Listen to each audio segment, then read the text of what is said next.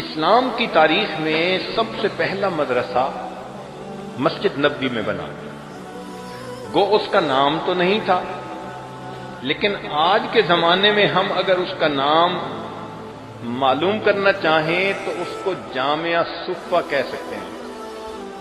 یہ چند مہاجرین صحابہ تھے جو اپنے گھر کو چھوڑ کر اللہ کے راستے میں آ گئے تھے۔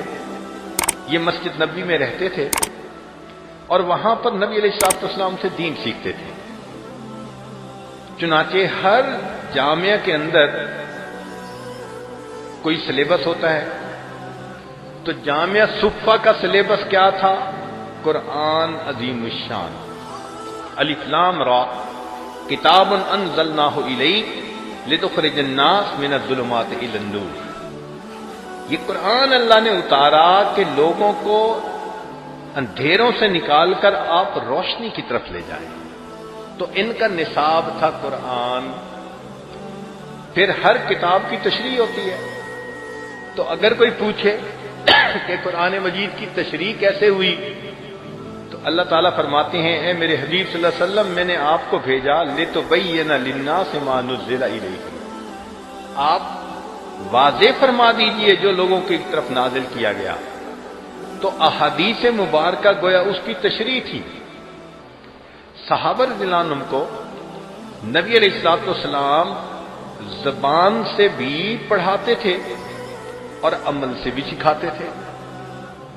ہر مدرسے کے اندر ٹائمنگز ہوتے ہیں، کہیں پر صبح 8 بجے سے لے کے 2 بجے تک، کہیں 8 سے لے کے 4 بجے تک، لیکن یہ جامعہ صفہ ایسا تھا کہ اس کے اوقات تعلیم 24 گھنٹے۔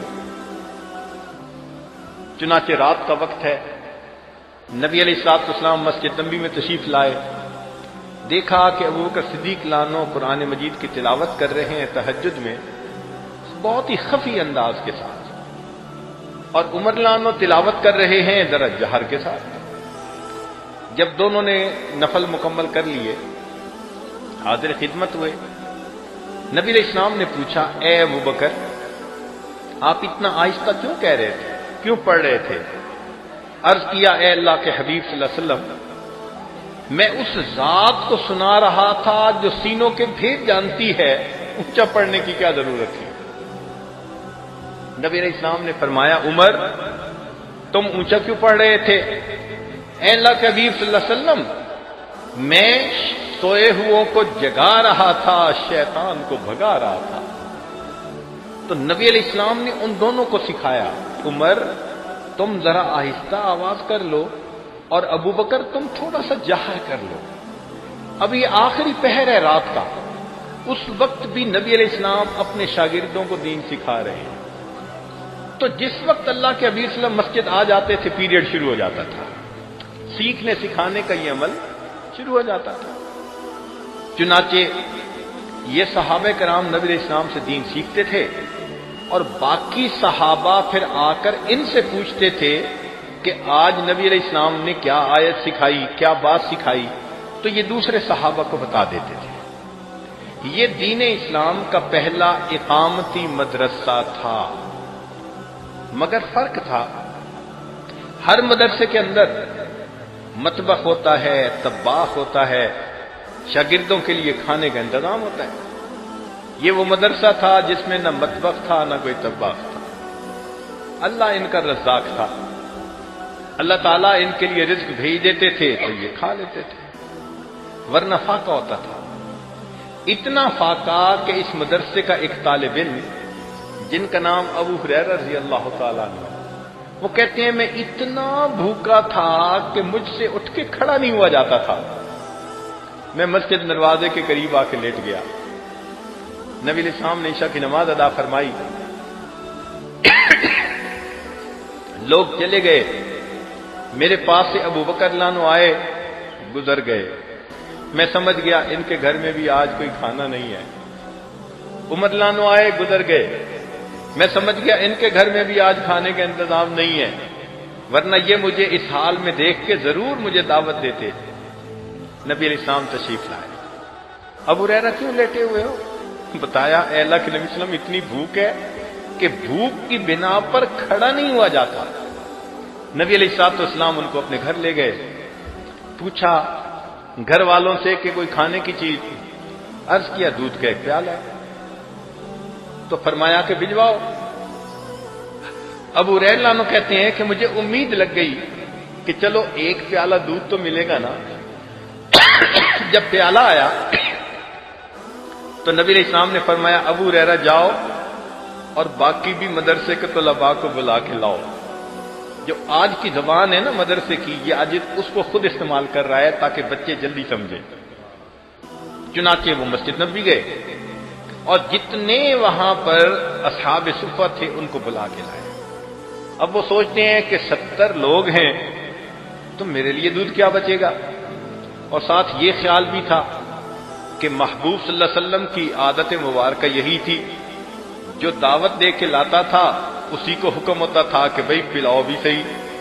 تو پلانے والے کا نمبر تو اخیر پہ، تو پتہ نہیں میرے لیے کیا بچے گا.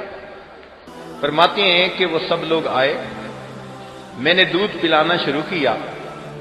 ہر بندے نے جی بھر کے پیا. سیراب ہوتے گئے، دودھ کا پیالہ ویسے کا ویسے سب نے پی لیا.